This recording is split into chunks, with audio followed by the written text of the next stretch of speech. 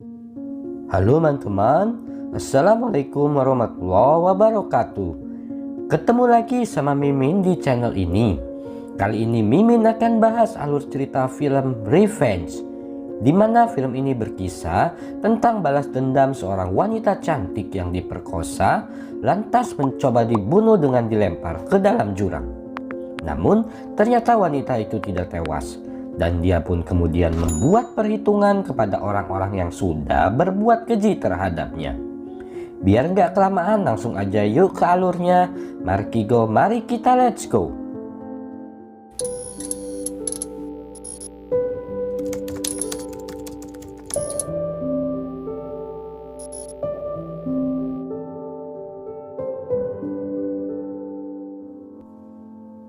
Scene diawali dengan memperlihatkan gadis cantik bernama Jennifer yang terlihat turun dari sebuah helikopter dengan kekasihnya bernama Richard. Melihat si AA yang turun dari helikopter, jiwa Miss Queen Mimin pun bergejolak. Saat turun, si supir helikopter terlihat memberikan sesuatu kepada Richard, semacam pil perabokan yang biasa digunakan untuk ngeplay. Dari sini bisa ditarik sebuah analisa bahwa Jennifer adalah sejenis JABLAY, khusus orang-orang tajir. Dan saat ini Jennifer sedang menjadi kekasih gelapnya si Richard. Richard sendiri saat ini sudah mempunyai istri.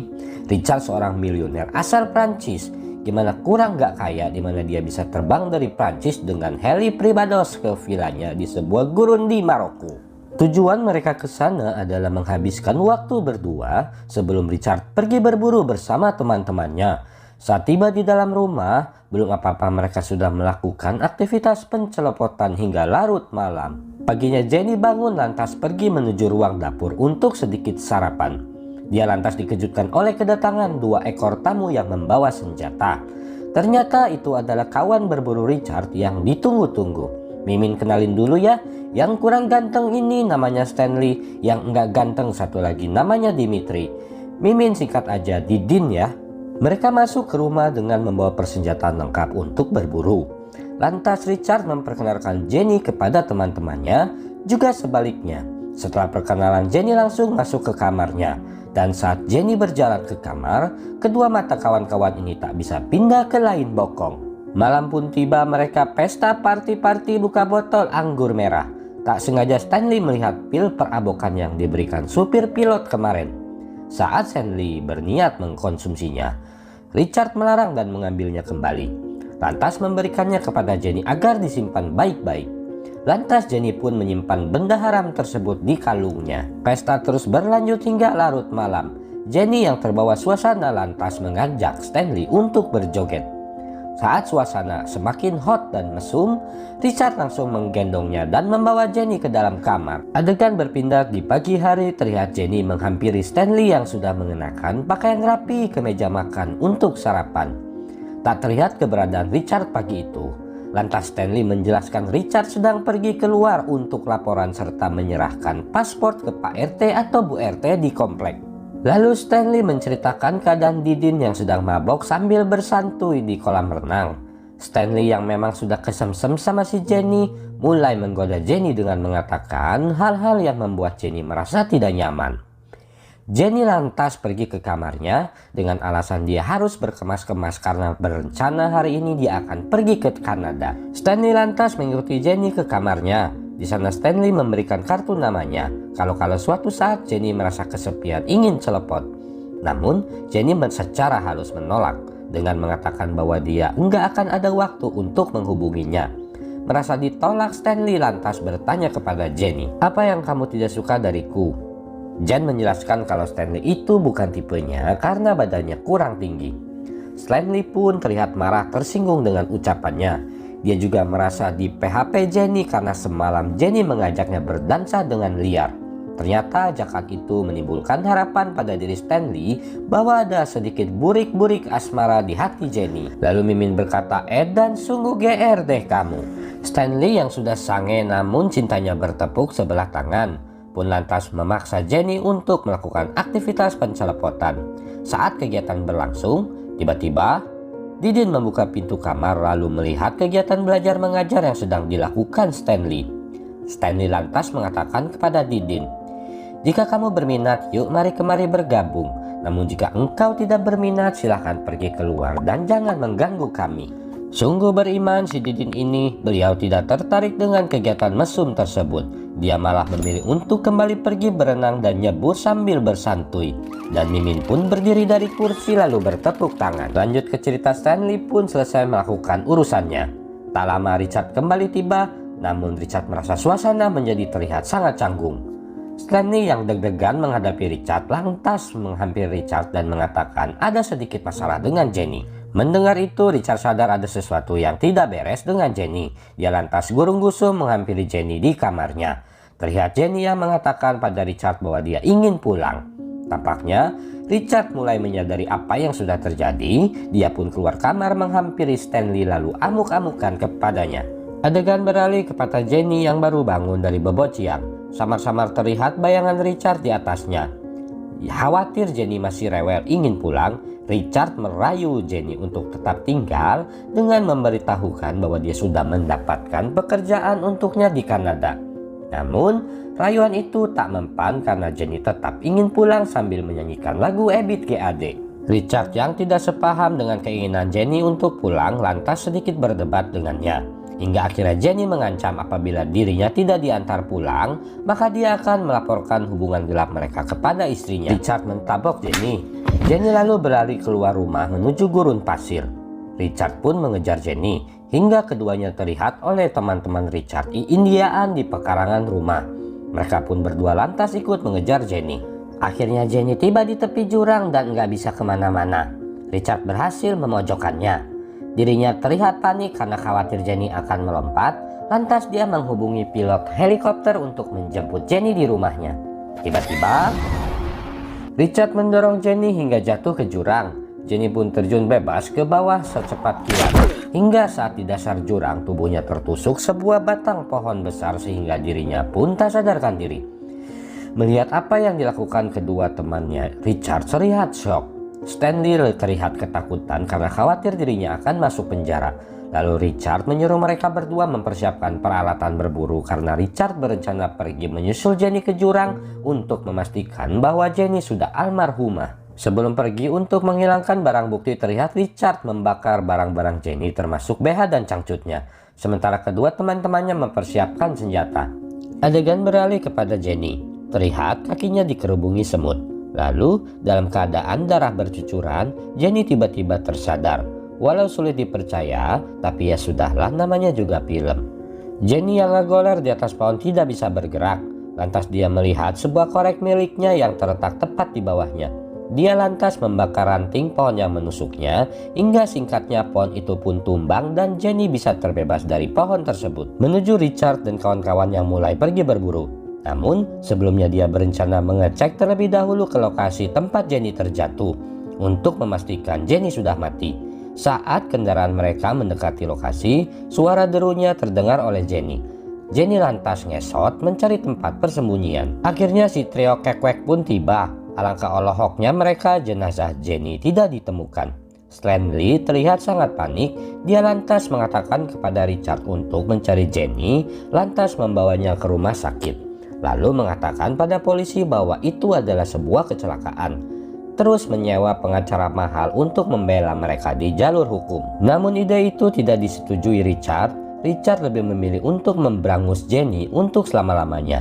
Richard pun mengatakan bahwa Jenny dalam keadaan luka parah sehingga bukan hal sulit untuk mengejar dan membunuhnya. Lantas Richard bertiga turun ke bawah jurang.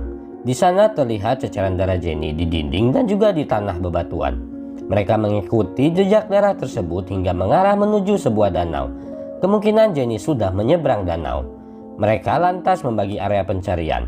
Richard menyusuri arah barat, Dindin arah timur. Sementara Stanley yang sejak awal sudah hoream mengikuti ide si Richard, hanya masuk mobil dan memutuskan untuk magabut saja. Sementara Jenny terlihat sedang berlari ngos-ngosan dengan tubuh yang terluka parah. Lalu terdengar suara gerungan kendaraan si Didin. Jenny dengan sigap nyemplung dan sembunyi di balik layar.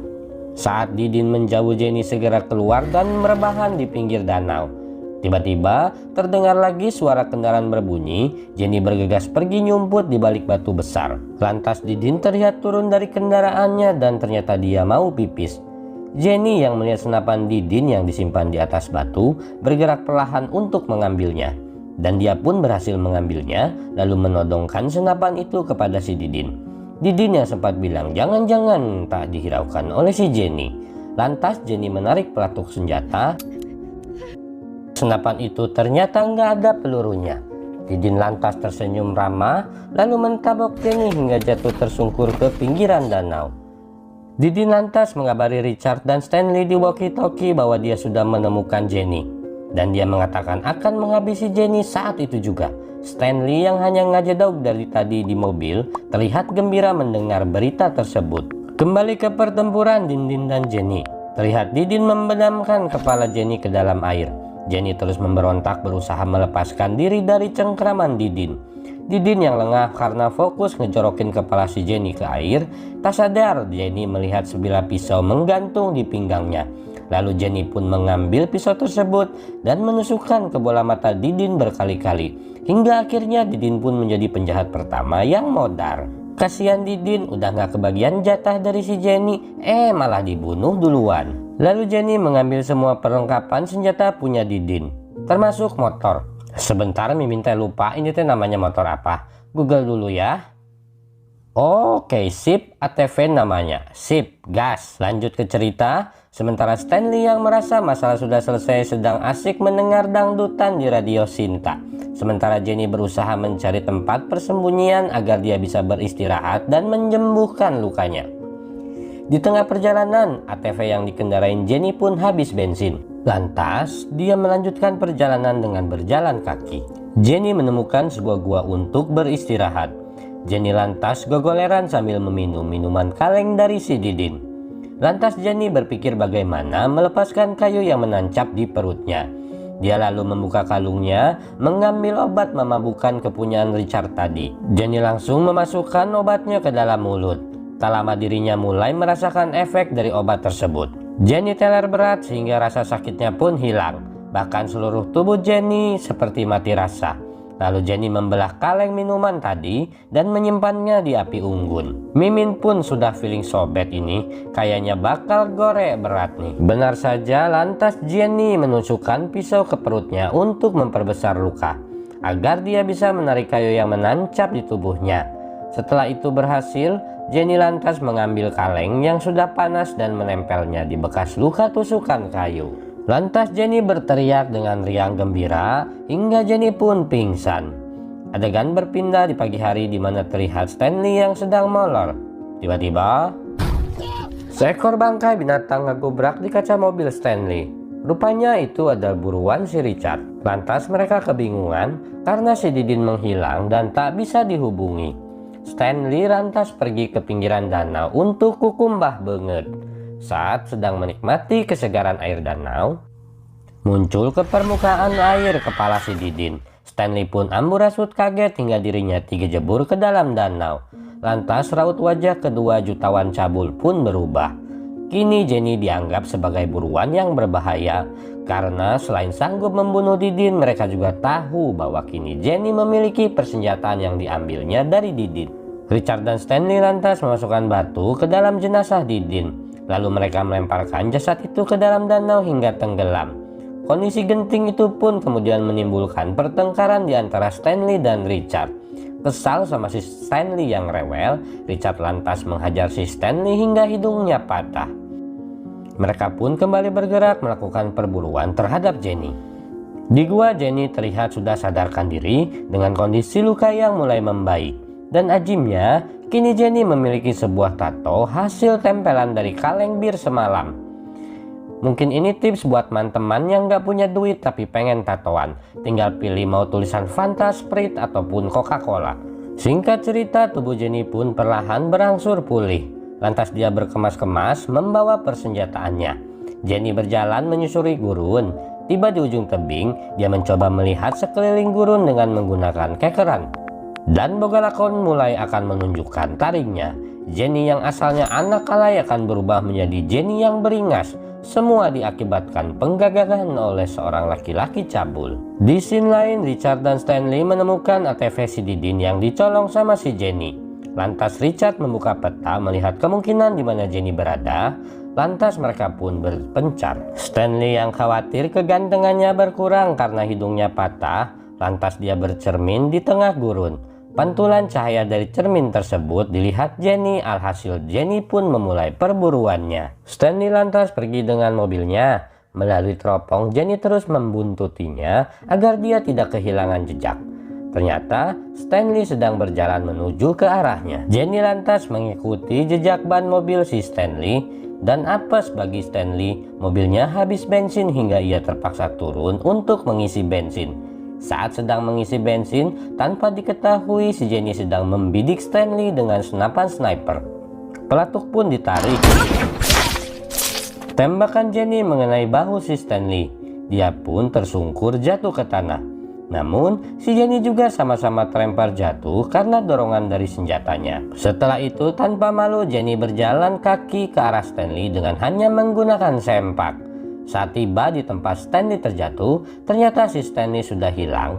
Lantas, Jenny mengikuti jejak ceceran darah. Hingga akhirnya jejak itu menghilang, hanya terlihat sepatu Stanley yang entah apa ditinggal atau ketinggalan. Jenny terus menyusuri jalanan tersebut. Stanley ternyata bersembunyi di balik dinding. Kini dia malah yang membuntuti si Jenny. Dari kejauhan dia menembak Jenny hingga mengenai telinga si Jenny. Kini Jenny lah yang terjatuh dan Jenny terpaksa kehilangan telinganya. Tak lama-lama rebahan, Jenny langsung bangkit dan berusaha melarikan diri. Sambil berlari, dia terlihat memukulkan senter ke batu hingga kacanya pecah dan berserakan di tanah. Stanley terus mengejar Jenny dari belakang. Tanpa sepatu, dia terus menyusuri jalan hingga akhirnya kakinya tertusuk serpihan kaca senter. Stanley pun terjatuh dan mengerang kesakitan. Stanley lantas masuk ke mobilnya. Dengan kaki terluka dia tancap gas ingin menabrak Jenny. Lantas Jenny pun one by one dengan mobil Stanley. Saat mobil semakin mendekat, Jenny menembakkan senapannya dan si peluru pun menghujam tepat di kepala si Stanley. Mobil terus melaju tanpa pengemudi dan Stanley pun tewas. Jenny lantas melempar mayat Stanley dan mengambil mobilnya. Lalu terdengar di walkie-talkie panggilan Richard. Di sana Richard mengatakan bahwa dirinya sudah menunggu lama di lokasi tempat awal dia bertemu dengan Stanley. Karena bete nungguin si Stanley lama, akhirnya si Richard pun pulang sendiri ke rumah. Tiba di rumah, Richard langsung menelepon supir helikopter.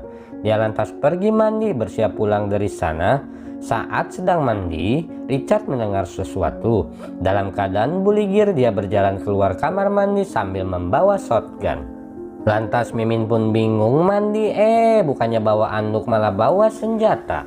Richard keluar mencari tahu suara apa itu. Ternyata itu hanyalah suara mesin pembersih kolam. Richard kemudian melihat sekitar pekarangan rumahnya, tak terlihat ada tanda-tanda keberadaan seseorang. Lalu Richard masuk kembali ke dalam rumah dan duduk di sofa. Tanpa sengaja Richard menduduki remote TV hingga TV pun menyala. Dan Richard pun dengan sigap mengangkat senjata karena rewas. Tapi saat melihat ke arah luar jendela, ternyata si Jenny sudah berdiri memegang senjata sambil membidik Richard.